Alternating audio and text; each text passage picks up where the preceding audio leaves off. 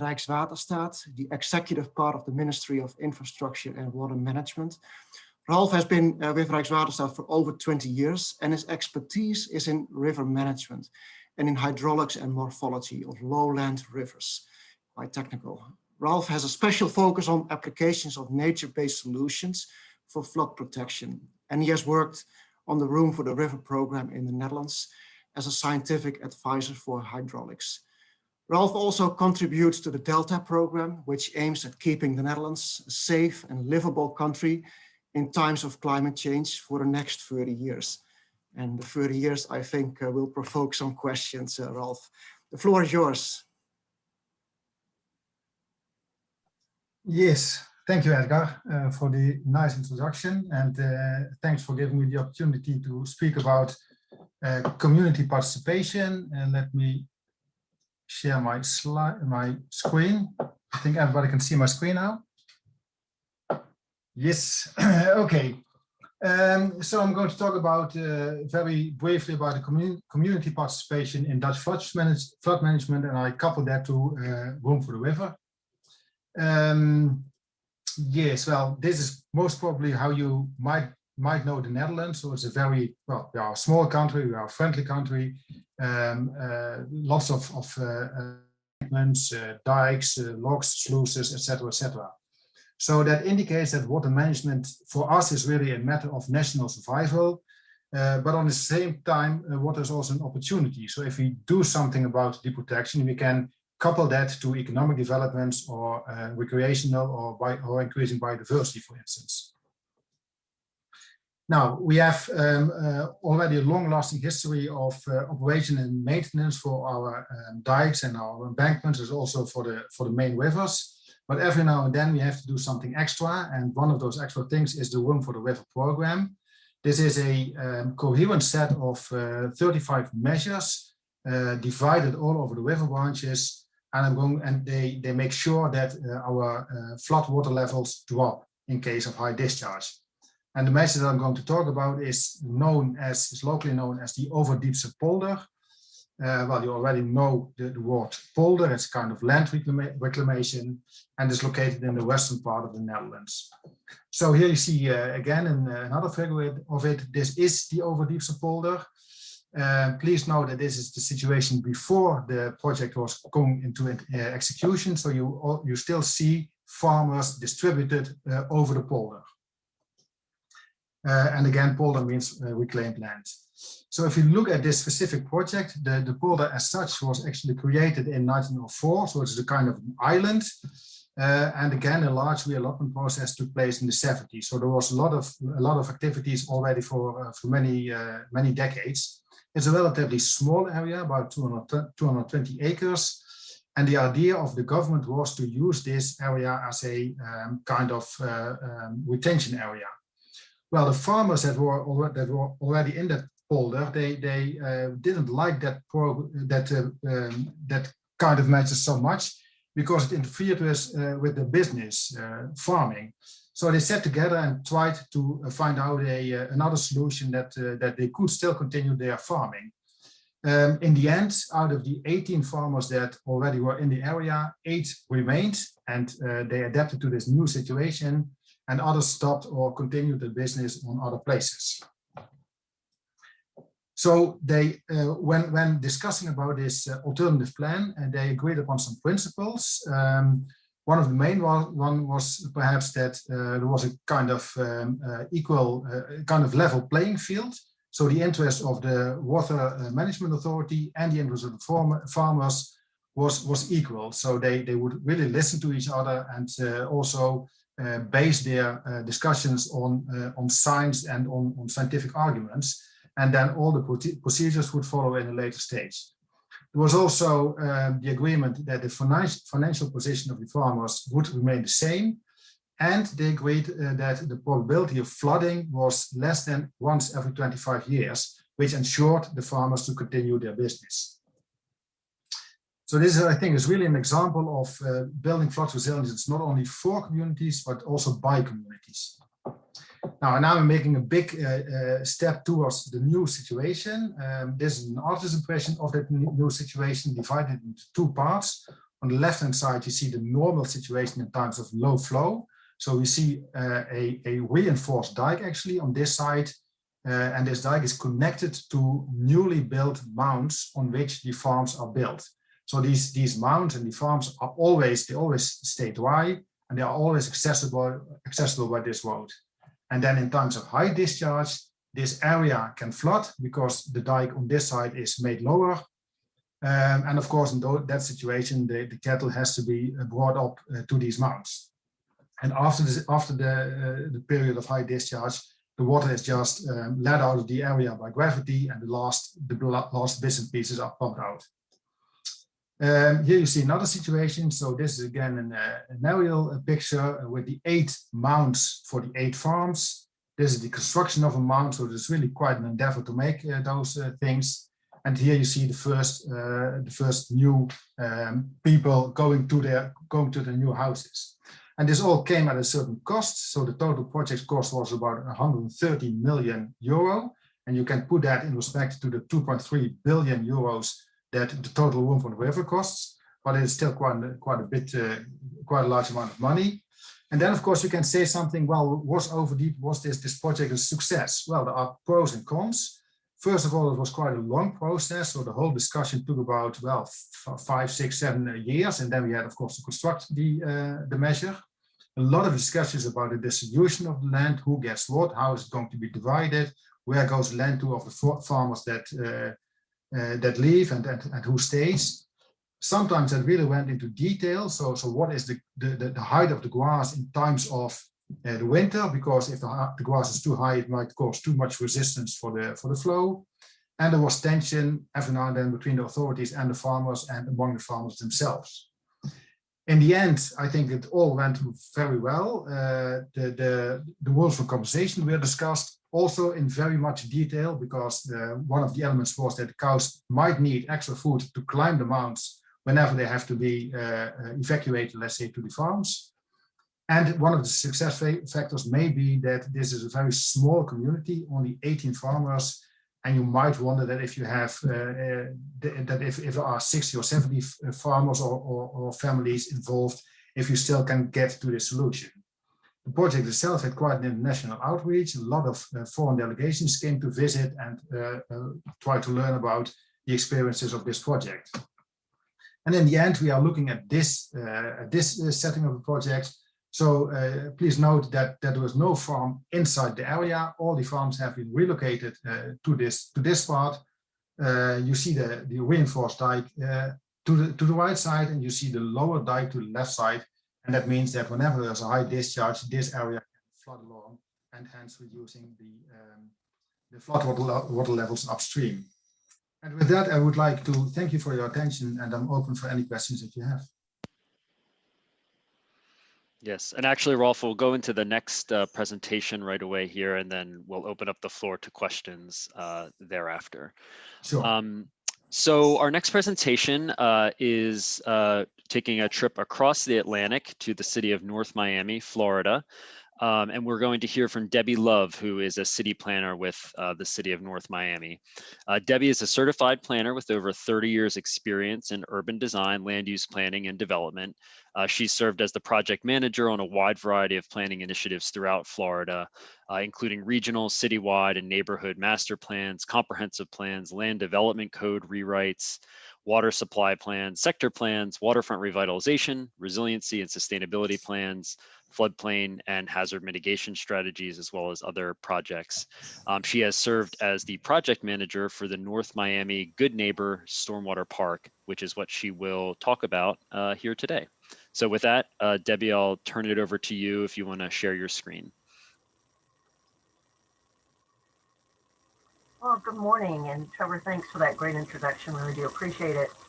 I'm going to talk to you a little bit about, as Trevor said, Good Neighbor Stormwater Park. But before I tell you about the park, let me just set the stage a little bit for what is actually happening in the city of North Miami. See if I can get this thing to move. So sorry. There we go. All right, the city of North Miami is located in South Florida. We're a coastal community. We're about 10 square miles. We're located in Miami-Dade County. We have about 62,000 residents here in the city. The vast majority are minority, lower income, high percentage of poverty, which certainly doesn't help when you're trying to do any type of development or projects here in the city. We really are a city that is a tale of two cities. The hash mark that you see there in the center is where the Stormwater Park is located. As with most of the area in South Florida, we're highly urbanized, lots of concrete everywhere, but we weren't always that way. What you're looking at is a survey from 1840, and again, that cross mark is where the Stormwater Park is located. And you can see by this that North Miami and South Florida in itself was actually built on an old slough. It's the headwaters of Arch Creek. This entire area is called Arch Creek. It connects with what is now known as the Everglades. The water flows from north, southeast, and on into Biscayne Bay. It still happens today. We have it really is an amazing thing to see how much water that continues to flow under this urbanized development of the city. As you can see by this aerial, the site is this flooded site here. It remained flooded most of the time. And even in the dry season, it was, the ground remained pretty soggy. So it really didn't provide much, if any, community benefit as it was, as it stood. So we had an opportunity to partner with Van Allen Institute and their Keeping Current project. Our project started in April of 2019 when Van Allen issued a global request for design from architects and designers to repurpose and reimagine the portfolio of repetitive lost properties that we do have here in the city as a way of saying, how can this be replicated elsewhere? There were a number of key objectives that needed to really create a space where people would like to be at, to promote that well-being and other types of opportunities. It did definitely have to manage stormwater. We were looking at a project that we were hoping would be able to raise our community rating system points, and it really needed to look at climate change as a whole and be replicable throughout the city as well as throughout South Florida and elsewhere. So, as I said to you, it sits smack dab in a residential neighborhood, right in the middle. And so we wanted to do some community surveys so that folks could actually see and figure out, our design team could figure out, well, what do people really want to see at that location and what do they need? So you could see that the number one desire that they'd like to do was to walk. So it was no surprise to see that they really wanted to have walking trails and some green space in that area. And they did tell us that over 50%, almost 50% of the folks said that they were flooded quite frequently.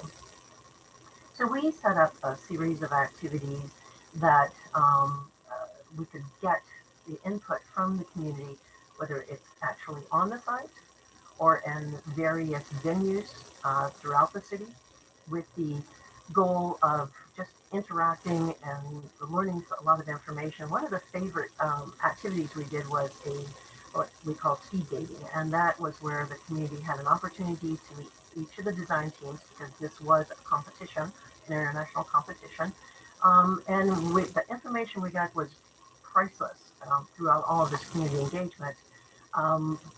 But more importantly, it really helped to engender trust and get people on board with the project, which is really important. And what we think is critical to any type of project that's smack dab in a residential neighborhood is getting ownership and buy-in from the neighbors themselves. Most of in the norm, drainage is either hidden, the facilities are either hidden or they're underground. And we really wanted to make what was the invisible visible, because the whole goal was to typically sort of red pill people about that flooding is occurring now, and this is an issue now because so many of the models speak out to 2050.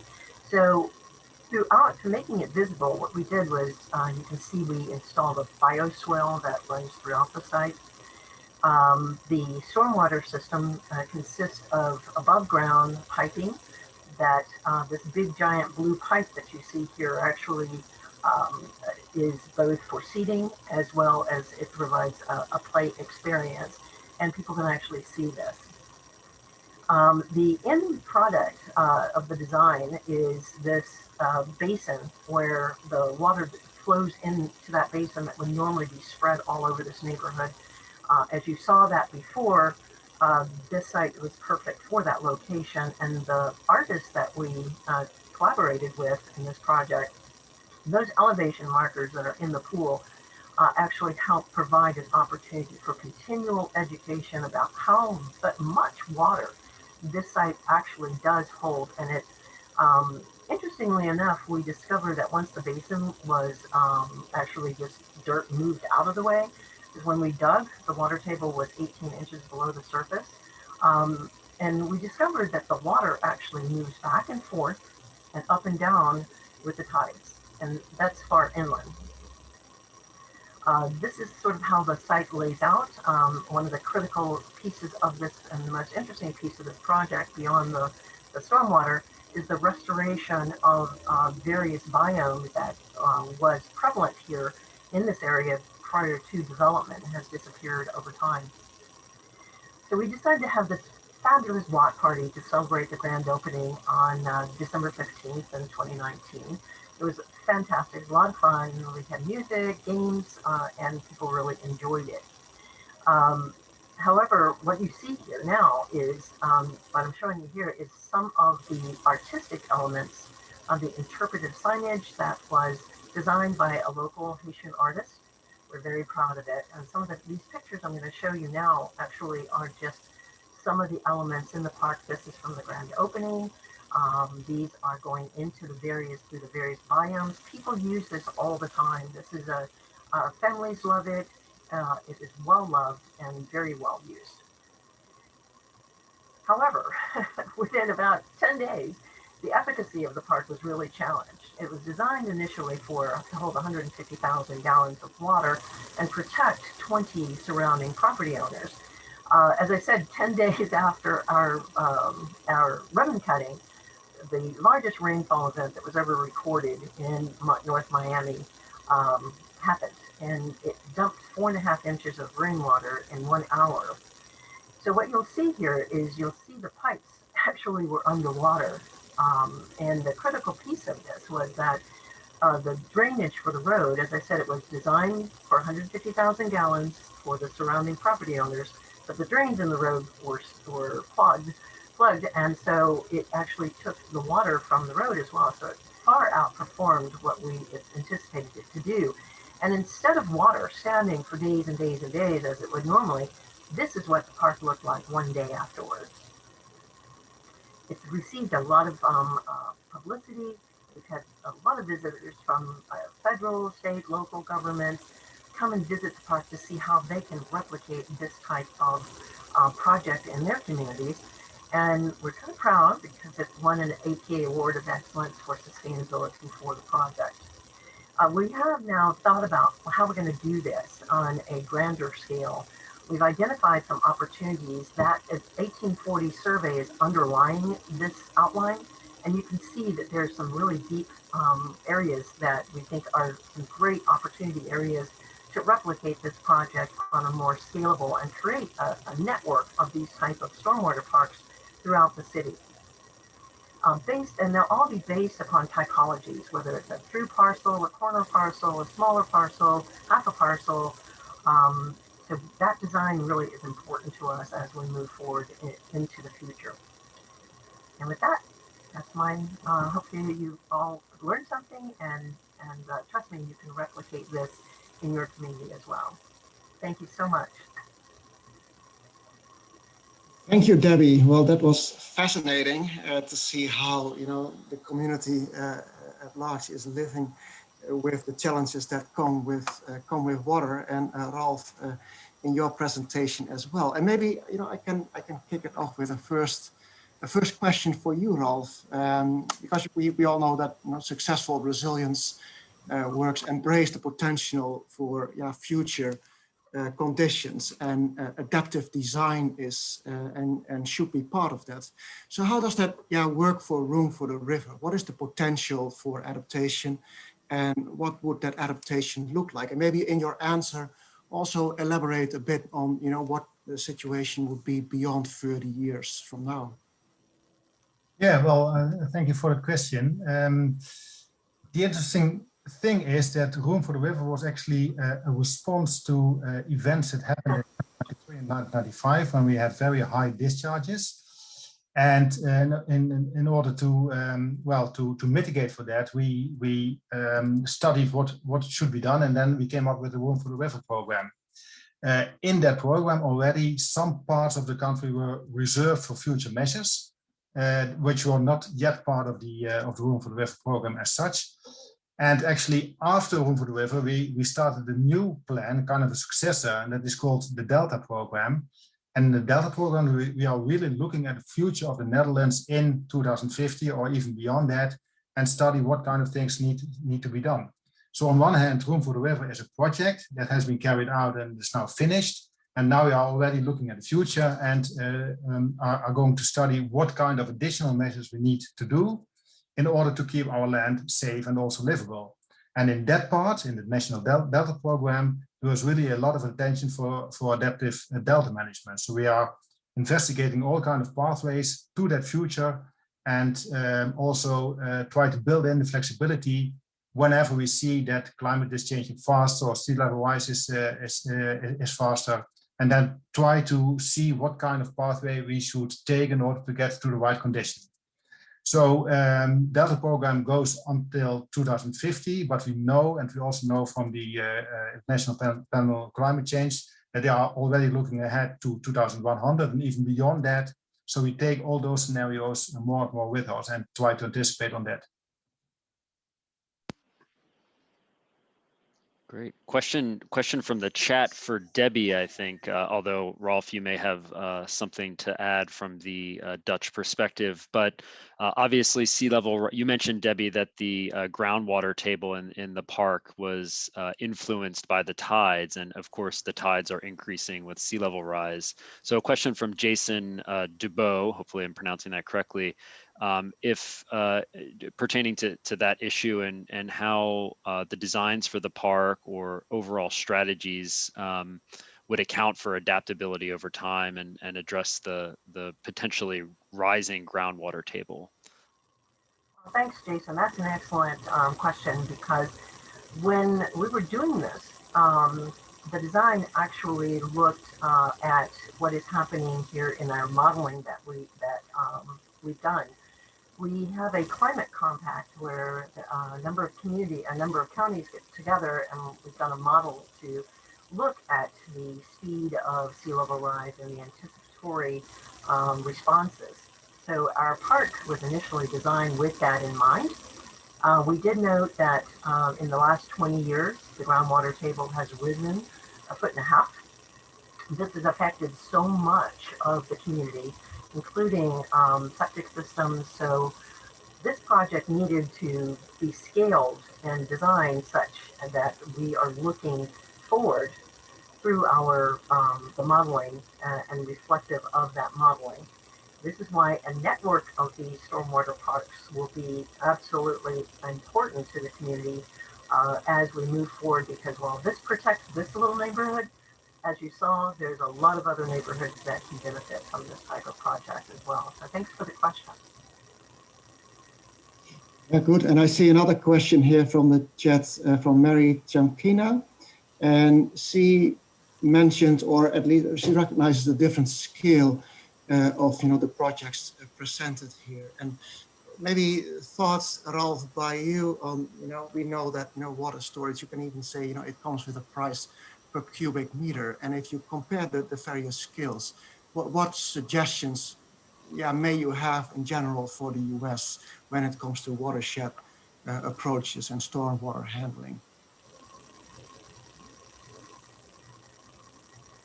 Yeah, so that's a tough one.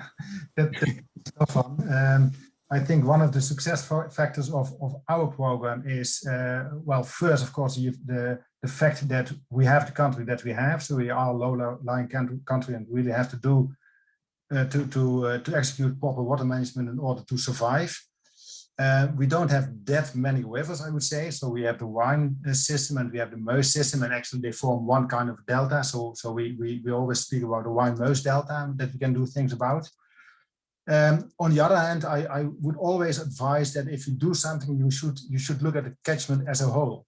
So not only at the part, but study the system as a whole and look where you can solve your problem the best. So is that enlarging the discharge capacity and hence reducing the flood levels, or is it more in the source where you can try to hold the water back as much as possible?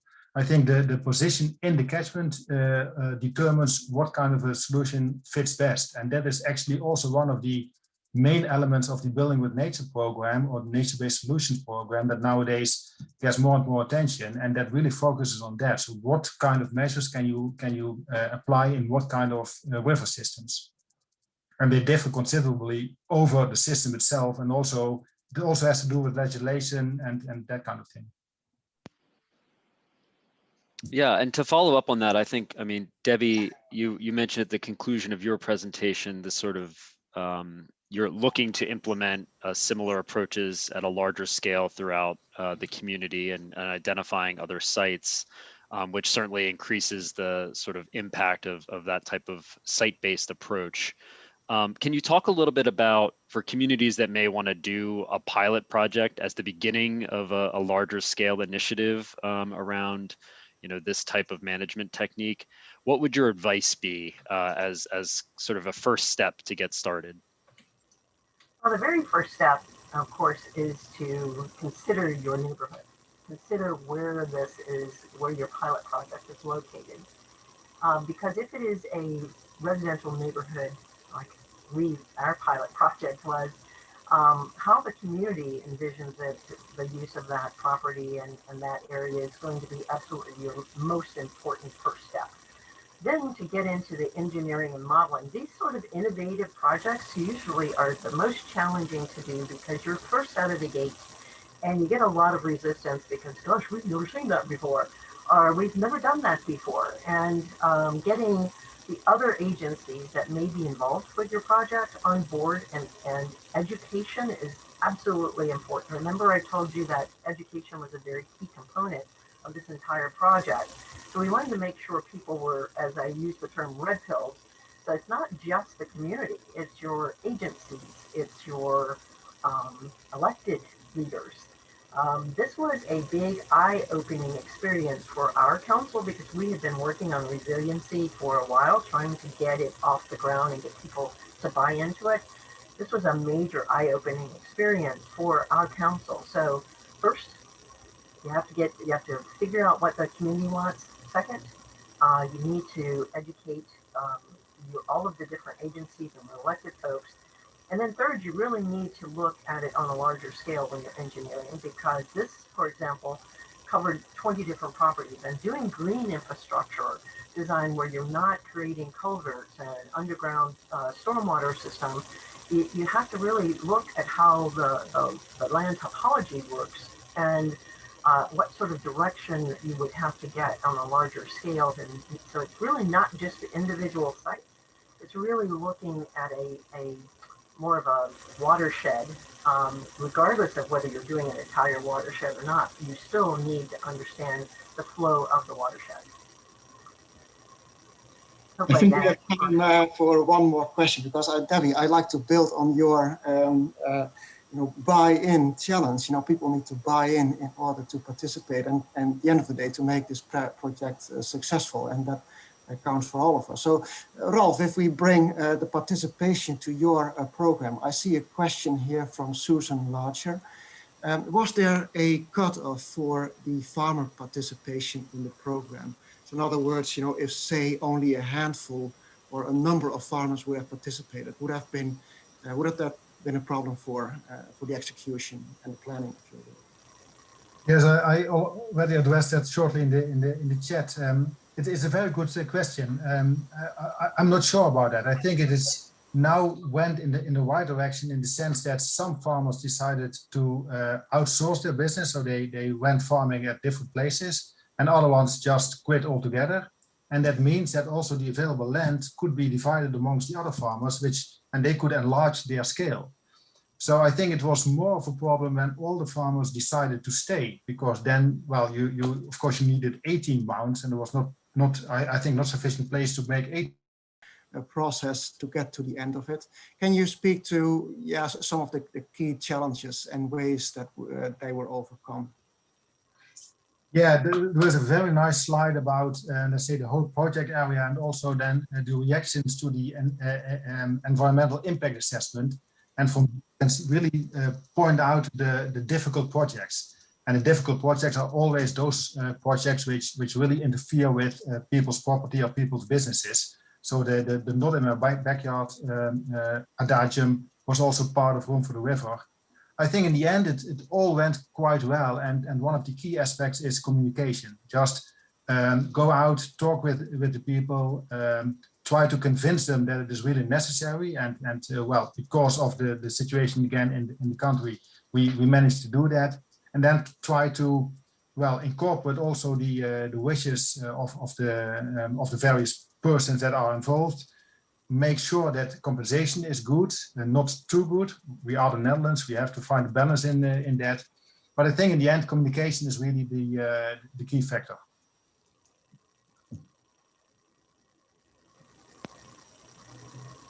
Great. So our breakout is going to be ending very shortly. I don't think we have time for one last question. I don't want to have the answer be cut off abruptly, but I do want to thank everybody for joining us here today, and especially Ralph and Debbie for your presentations. I think you've spurred a lot of questions and great discussion, and I'm sure that you may be getting some follow-up after this from the questions we didn't quite get to in the chat, and apologies for that.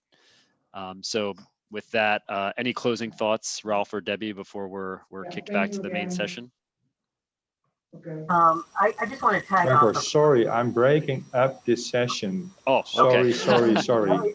No worries. Ja, Jens, hartelijk